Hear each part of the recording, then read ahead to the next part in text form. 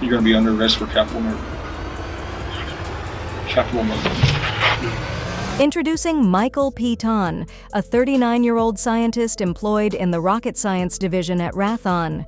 Michael holds a rather high opinion of himself, considering his intellect to be exceptional. However, as the following events will reveal, even a scientist cannot escape the consequences of a heinous crime. On February 19, 2021, the Saline police received an urgent call and swiftly responded to the Piton family residence, where a shooting had occurred. Little did they anticipate the bewildering turn of events brought forth by Michael, the scientist. Michael had dialed 911 to purportedly confess to the murder of his wife, 2 children, 3 dogs, and 1 cat. However, upon the officer's arrival, Michael, who was standing outside with a firearm, altered his statement, claiming uncertainty about the status of his wife and children. Firefighters entered the house and tragically discovered Michael's wife, Tamara Piton, along with their teenage son and daughter, already deceased from gunshot wounds. Due to Michael's conflicting statements, the police found themselves uncertain if the initial 911 call was a prank or if Michael was being framed for crimes he did not commit. Alternatively, there remained the possibility that he had indeed committed the acts, but later regretted them and changed his account. Regardless, Michael was apprehended and transported to the police station for interrogation. Detective Joshua Armstrong took the lead in the investigation, relying on his expertise in cognitive techniques to navigate the challenging task at hand.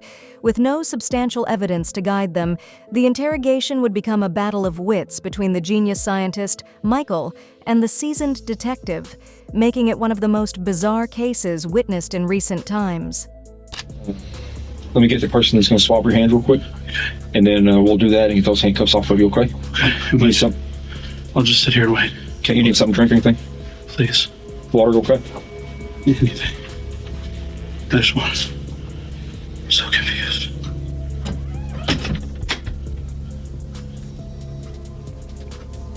What was that? Michael, was that quick enough for you, brother? You go by Mike or Michael? Usually Mike. Usually Mike. Okay. Can you stand up for me? I'm going to get them handcuffs off of you, okay? This is who I was talking about, was going to take a swab of your hands, okay? Are you okay with her doing that? Hey, Mike, do you have any injuries to you right now? Are you hurt anywhere, bleeding anywhere, cut anywhere? I know of. Okay. Well, do you mind standing up right here on the swab board? You've got a bruise right here. Is this old? Yes, it's a couple days old. Couple days old. Okay. Anything on the back side? No cuts or anything like that? Do you mind if I lift your shirt up? For it. You got a, can't tell if that's a scratch over here. You got a cat or something at the house? 3 dogs and Dogs and a cat? It looks like you got maybe the cat scratch over on one side. probably the puppy. Puppy? Can I stand for a minute? Yes, sir. Absolutely. Go ahead. I was in the car. You were sitting there for a long time. Give me just a second. Here's your cup of water, Mike. Thank you. Give me just a second, okay? Yeah.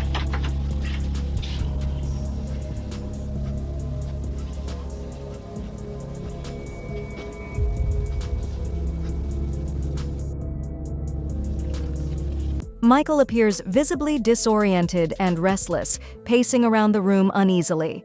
Detective Armstrong initiates the interrogation by asking Michael basic questions, such as the nature of his occupation. This intentional approach aims to assess Michael's level of clarity and awareness. By gauging his responses, the detective hopes to determine whether the observed confusion is a genuine state or a deliberate act. And you know, obviously I think you've got some questions that you were trying to ask me a minute ago. Too, but I don't want to be arrested, so I feel like I need somebody to help me with what's going on. Because I don't have any idea what's going on. Well, to be perfectly honest with you, neither one of us have an idea of what's going on right now either, because we haven't spoke with you yet, if that makes sense. It does. So we really don't know. We don't know what's going on. I think our hope was that you would help us figure out what's going on as much as us help you figure out what's going on. I don't know what happened. Are you sound really short of breath. Do you have asthma or medical condition or anything? Or are you just tired or? I'm stressed out. Just really stressed? I don't know what's happening. I just want to clarify before I ask you any questions or you ask me any questions. You said you did understand your rights. You do want to speak with me, correct? But I don't know if I start getting overwhelmed. I want somebody that. You can stop the interview at any time. Okay. What was your question? You were trying to ask me some questions when we were coming up the stairway. I don't know what's happening. I don't remember what happened. I remember working this afternoon. What do you do for Raytheon? Configurations. So basically, I make sure everything's right before it gets released. Sure, drawings or documents or whatever. I really don't know what Raytheon does. What is it? Defense, missiles, aerospace. So are you still employed? Is Raytheon is a private contractor? That's contracted through the government? Contracts and stuff, yeah. Okay. Mainly government contracts. What is it that you do for them? The configuration stuff. I run a meeting every month with the Navy. I check all the drawings. Curious about Michael's background, the detective proceeds to inquire whether he has any military experience. Is it like classified type of stuff, or? No, I have my classified, or I've been cleared classified, but I don't work on a classified program currently. Okay. Forgive me, I don't know much about. I wasn't in. I don't know much about. I'm still learning. How did you get in? Were you in the military? Is that how you got into that, or? I got to do it later after I got my degree. Is that something anybody can do, or like, do you need some kind of? What's the degree in? My degree is engineering physics. Okay, so that's why that's the physics part of things. Not necessarily for what I do right now, but I can use it for stuff. I understand electronics and schematics and stuff. I don't understand any electronics or schematics. Were you in the military at all? I was in the Marine Corps. And how long were you there? 6 years. 6 years. And did you get deployed at all? I got injured on prep for deployment, so I didn't go. I hurt my ankle. Bad, or? Sprained it real bad, enough that it delayed me past shipping out, so I didn't deploy. Unbeknownst to both the detective and yourself, Michael has a history of fabricating his accomplishments, particularly when it comes to his military involvement. He has been known to make claims about participating in numerous battles during his time in the military. However, in a surprising turn of events, Michael has opted to disclose the truth to the detective. While the motive behind his sudden honesty remains uncertain, it is possible that he wishes to avoid the risk of lying about trivial matters and instead concentrate on concealing his crime. You got a pretty impressive background between the Marine Corps and then the Raytheon stuff. Try. Well, tell me a little bit. I don't know anything about you, Michael. I'm trying to piece together the puzzle. I think the same way you are. Tell me a little bit about yourself. Like, what do you like doing? What's your family like? And who, you know, I mean. Wash and I have been together since I was 19 and she was 18. We have 2 kids. She's a nurse. Her daughter's a swimmer. Pretty good. Son's high functioning autistic, but he manages some days. Other days that or all doesn't help. I like music. You collect vinyl? A lot of it? I just started not too long ago, probably 2 years ago. How much you think you got? 40, 50 albums. Oh, okay. I'm not hardcore yet. I like music. I like hanging out with my kids. I've been binge watching a TV show lately. Just on do an episode or 2. What show is it? Supernatural. You seen Supernatural? I don't know that I've even heard of it. So we've been watching that. Play video games every once in a while, but I'm not that into it. It's just something to occupy my time. Been getting back into working out recently. Trying to better myself. You going to the gym or doing it at home? Gym, but we're working on buying something for the house. Like a home gym thing? You go in the garage? What, you said your son's high functioning autistic. How old is your son? 13. 13. During the conversation, Michael refers to his son and daughter using the present tense, almost as if he has no recollection of what happened to them. However, it becomes apparent that his memory selectively malfunctions when it concerns his family. Curiously, the self-proclaimed genius effortlessly recalls specific details, such as the exact time when he began his music collection, indicating that his memory lapse appears to be highly specific. High function. There's so many different kinds of autism out there. What is his specific? He's anxiety. He was kind of not antisocial, but busy social environments. He had a delayed learning. He didn't speak until he was 4. And so usually, like I said, the Adderall tends to help. Some days it does and some days it doesn't. He's very easily addicted to screens. Addicted to what? Screens, like video games, his phone, Man. stuff like that. He does taekwondo. He seems to enjoy that. That gives him some structure. Focus. Yeah. It gives him something like, specific movements, and he's able to practice it. And How old was your daughter? How old is she? You said she does some swimming stuff? yeah, she is 14. The detective's implementation of the past tense when inquiring about Michael's daughters can be seen as a subtle confrontational tactic known as the read technique. Remarkably, Michael quickly catches on to this technique, demonstrating his astute awareness.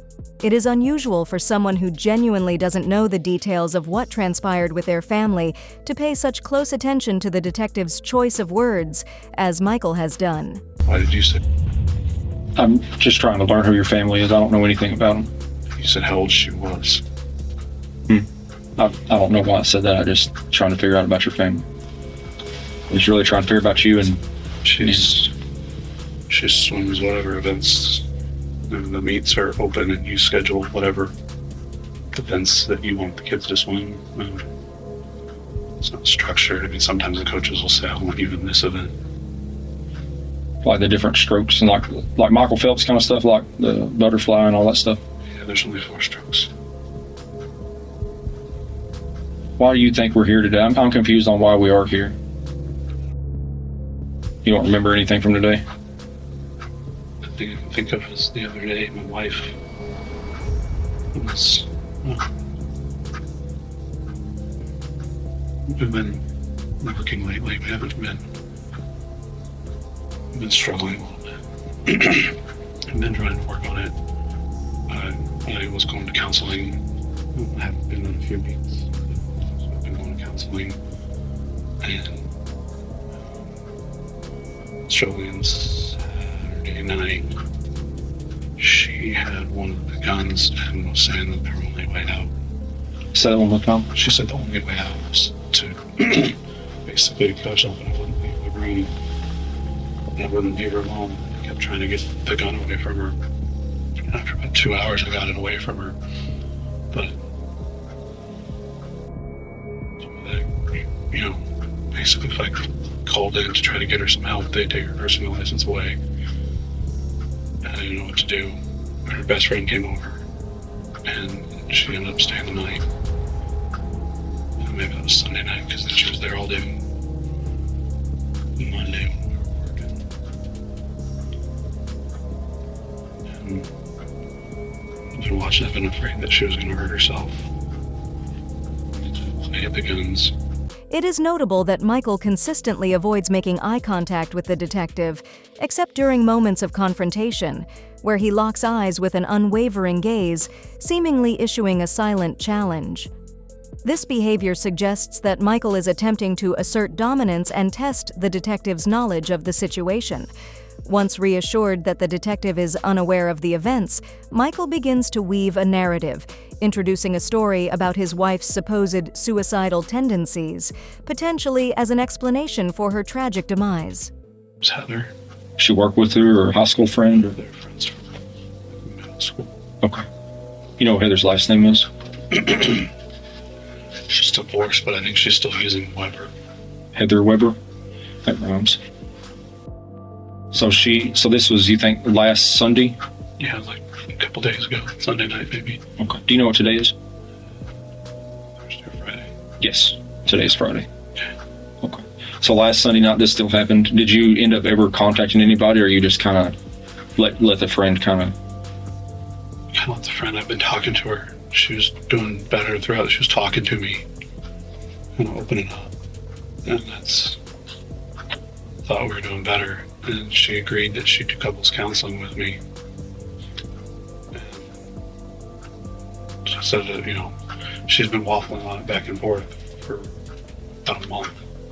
She agreed she'd go, told me I might not like all her answers, but that she would go because I thought it was important. And so I was going to look into it. And it was. And so you said you hid the guns. Where'd you hide those at? I had one of them was up in my office I didn't use it this week, but I've been using it for a few months. In the extra bedroom upstairs. And it was up there. And then the other one was, I had hid it in a bag. I was planning on putting them in my truck and trying to find a friend to take them to for a little while until it blew over, and I felt like she was better. How many guns do y'all have? 2. Are they both handguns or rifles? So both handguns. Do you know what they are? There's a Walther. It's a 22 and a 9mm Springfield. Springfield. I used to have a Springfield 9mm. I traded it for a Glock. I never liked Glocks. I didn't like them until I started carrying them. I learned to love them. So. Michael's objective becomes apparent as he endeavors to portray his wife as an unstable individual, suggesting that she might have been suicidal and potentially experienced a mental breakdown that led to the tragic event of shooting their children and herself. It seems that he intends to present this explanation as a rational solution to the loss of his family. However, it becomes evident that Michael has not thoroughly considered the feasibility or potential flaws in his plan. Has your wife ever had any suicidal stuff prior to this week? A couple of years ago, she had thoughts of it. We worked through it. We worked through it. Worked through it. Has she ever had any kind of a medical treatment for it or anything like that? She just started opening up about when she was in middle school or high school. She went to counseling. Just recently told me that she was abused when she was a kid, and that's why she's been wanting to go to therapy with me, because she doesn't like the experience. Physical abuse or sexual abuse? From what she's told me. Do you know who it was that done it to her, like a family or boyfriend? I think it was friends of her dad and maybe her stepdad. So she told me about one, including when she was living with her dad in Michigan. There was the neighbor. She was babysitting and woke up to him over her, and there was other ones that she didn't tell me about. She told me. Oh, so it's like not just one thing, or not just one person, kind of multiple. And so she's struggled with that before, and so like I said, we worked through it. And I've been trying to work through the issues that we've been having. I've never been great with sharing my emotions, and that's why I went to counseling. Trying to be a better husband, a better dad. I've been able to reconnect with my kids a lot. We have a lot more conversations, and daughter opens up to me a lot more. Have you ever read the book 5 Love Languages? To further assess Michael's memory and cognitive state, Detective Armstrong proceeds to inquire about his religious beliefs once more. This line of questioning serves as a means to gauge any potential impairments or inconsistencies in Michael's recollection. What all religions was it that you studied in that class that you kind of took bits and pieces from? Christianity, Judaism, Islam, Buddhism, Hindu. I always struggle with how you classify that. No, you might not. Did you ever read the Quran? I I never Quran, read it. Quran. Am I saying it right? Is it Quran or Quran? I think it's Quran, but I've never read it. I just kind of studied what it was about and kind of some of the things that it taught. I've got a lot of buddies that were in the Marine Corps, and for some reason it was a popular thing among them to read the Quran. But I think it was because they were deployed overseas, and it was a book that, every house they went into, it was easily, readily available. So it was just, something to kill time or whatever. So I've got a lot of buddies that, that's not their religion, but while they were overseas, they read the Quran just because it was there, I guess. Once satisfied with Michael's lucidity, Detective Armstrong begins questioning him about the events that transpired prior to his apprehension. Mike, can you just walk me through what you do remember from today, and that way we can kind of try to piece together why we're here today? Working. Talking to one of my coworkers. Or I think I took a shower. And I came back down. The wife and I were talking about wanting to buy a new mattress. The one we have is too soft. It dips really bad in the middle.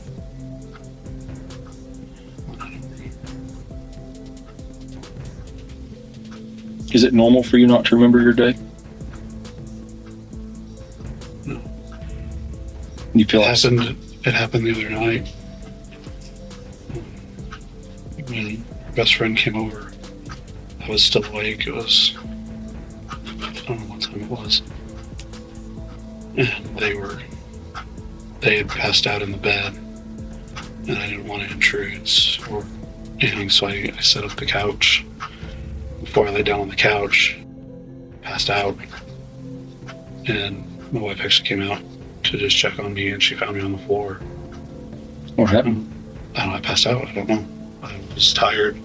I remember standing there thinking I could get on the couch, and then I woke up on my back in the middle of the floor. You said a minute ago you had them scratches on your back. You said you had how many dogs? 3. 3 dogs? What kind of dogs are they? 2 pugs and a bulldog. 2 pugs and a bulldog? They all stay inside? Any pain? It's a lot of dogs in one house. Yes. Sorry, I'm having trouble focusing. Why do you think you're having trouble focusing, or why do you think you can't remember stuff from today? It's not, you asked me, I have trouble remembering stuff, and it's not that I do all the time. I do sometimes. It's got a really bad concussion in high school, and so my short-term to long-term memory isn't always there. That's one of the areas that pissed my wife off, is that we'd talk and I wouldn't necessarily remember it an hour later, and I'd want to reiterate go over the conversation. Michael, in an attempt to feign ignorance, resorts to playing dumb and professing a lack of knowledge regarding the events that occurred. He goes as far as claiming to suffer from short-term memory loss. However, Detective Armstrong remains vigilant and refuses to be deceived by such tactics. And try to go chronological throughout your day today, from the time you woke up, and what happened, what you did, what you ate, what you did for breakfast, and what you did for lunch, and what you did for work, and just kind of see if maybe you can piece together, what happened today and why we can't remember it. Do you remember what you ate for breakfast? I didn't. No breakfast at all? Toast about 11.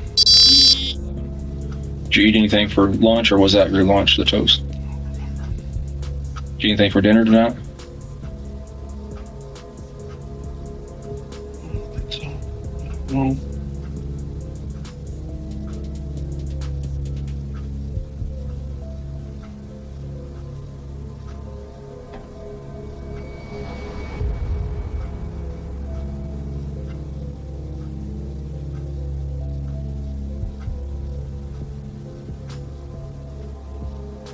You don't remember at all?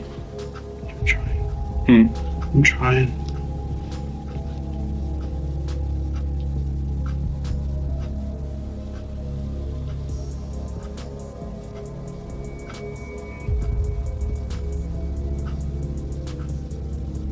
I'm trying to remember what I worked on today.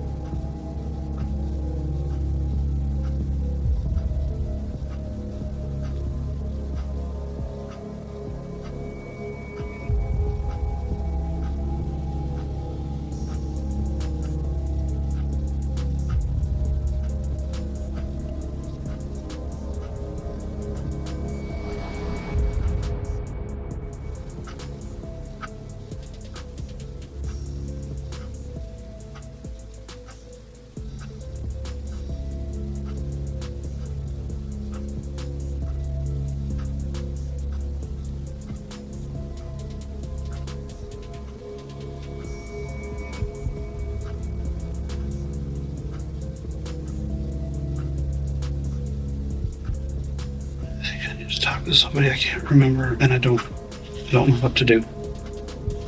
Do you remember the police coming to your house this evening?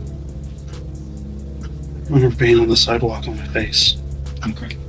Detective Armstrong's remarkable patience is evident as he waits for Michael to provide a response regarding what he had for dinner on the night in question.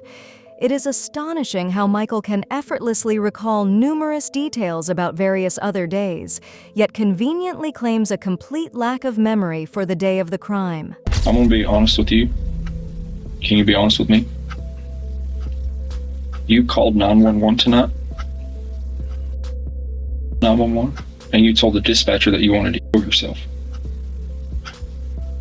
Do you know why you would tell them that you wanted to kill yourself? In the last 10 years, there's been 3 times that I've wanted to kill myself. If I'd said that tonight, if you want me to be honest with you. In the last 10 years, you wanted to kill yourself 3 different times? There's 3 moments, 3 moments? and I never did it. What are those 3 moments?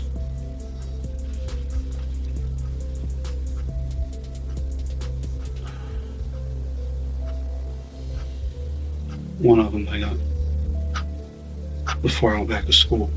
I got screwed over. Boss. Everything had been going really good. And I didn't see it coming. I didn't protect myself. And I failed my wife. I failed the kids. And we were in a really bad place as far as financials go. And I wasn't doing well coping with it.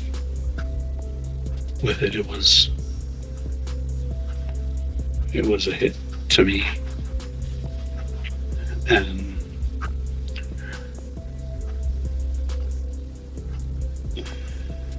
there had been rumors that my wife had slept with a coworker. She told me it wasn't true, but it was just another piece. Something else to add some stress. How were you wanting to hurt yourself today?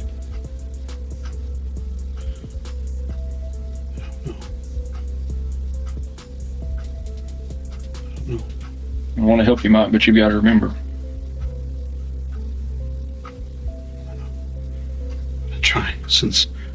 Been trying to jar my memory, walk through my day. That's what I was doing the whole time I was in the back of that car.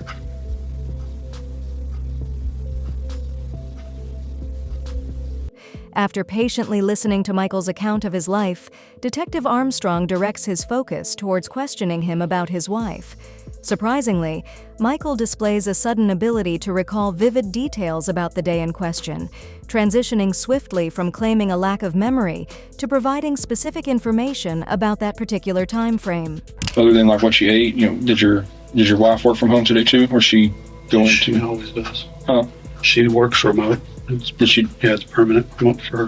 Did she do that today? Every day. What are her off days? Saturday and Sunday. So she worked today then. Yes, Yes. Today's Friday. Do y'all work in the same room or separate rooms? This week we worked in the same room, just trying to save electricity and heat and everything with what's been going on with the weather and stuff. And so we were trying to condense where we were so we didn't have to heat as much and use as much electricity. So I sat in the chair and she was on the bed. And we were being pretty playful and bantering. I remember that. We were sending her some playful texts. Sending her texts like while you're in the same room together, or? Yeah, because we've always done that. Yeah, just kind of keeping things fun. Well, she's, in a meeting, I can't necessarily say things and stuff. So does she see patients? Like, is she like FaceTiming patients, or? They contract a pharmaceutical company. Okay. Well, I think we're getting a little bit further because you remember sending text messages to your wife today. So That's earlier. about what time you think that was? Early afternoon. This morning. Remember what she was wearing today?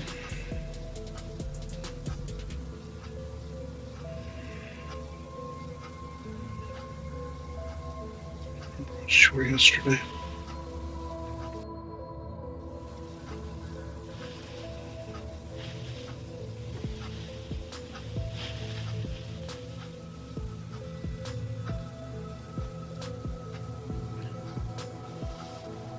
I'm in over my head. Can I talk to a lawyer, please? One more time, sir. Can I talk to a lawyer, please? I'm in so far over my head. I don't know what's happening. Okay. That's perfectly your right to do so. So we can get you an attorney and then speak with you after you have an attorney. If Michael truly possessed the intellect he claims to have, he would have avoided speaking to the police without legal representation from the beginning. It is evident to anyone, regardless of their level of intelligence, that Michael's attempts at deceiving the detective are feeble and transparent. His performance falls far short of earning an Oscar, and he will soon come to the realization that his futile efforts have led him directly to a prison cell. I'm sorry. You're perfectly fine. You are going to be under arrest, okay? And you're going to be taken over to the Collin County Jail.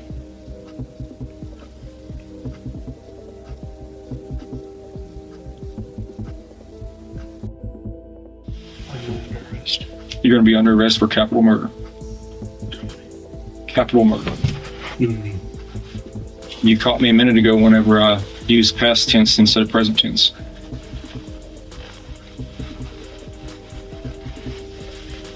No. Well, now.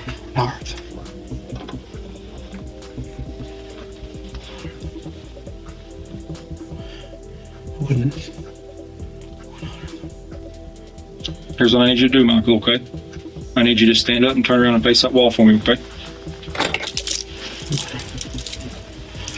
Stand up, boy. Turn around, put your hands on the floor here. No, don't put your hands on the wall, just face the wall, okay? No.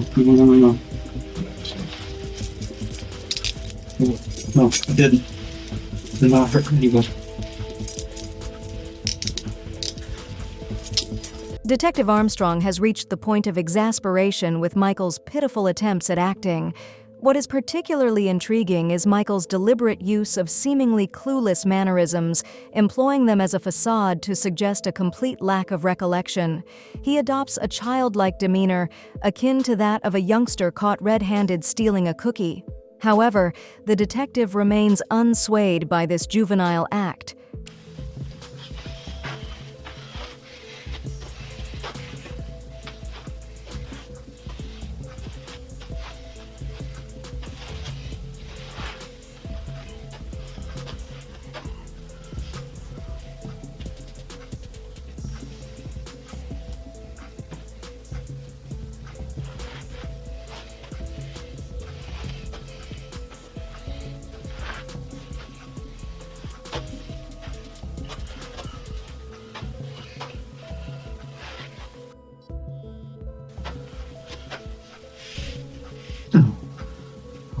No, please.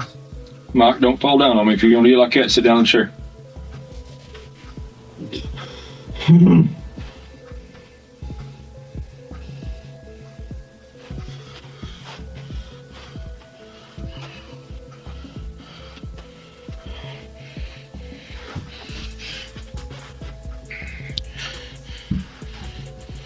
Michael's forthcoming statement would serve as the decisive blow, sealing his fate.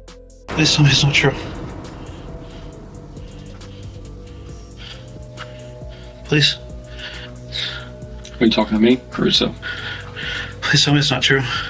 Your daughter is deceased. No! I would never.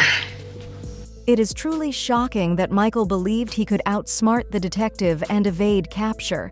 His attempts were in vain, especially considering the fact that he had directly dialed 911 and explicitly confessed to his crime. Even though Michael's acting was flawless, his confession proved to be the tipping point that led to his arrest. Detective Armstrong compiled a comprehensive report documenting various details that Michael remembered, including mundane activities like having a toast at 11 hour and sending playful texts to his wife. This evidence clearly demonstrates that Michael was not as clueless as he pretended to be, and was in fact lucid enough to recall such specific information. Ultimately, Michael Patton was sentenced to life in prison without the possibility of parole.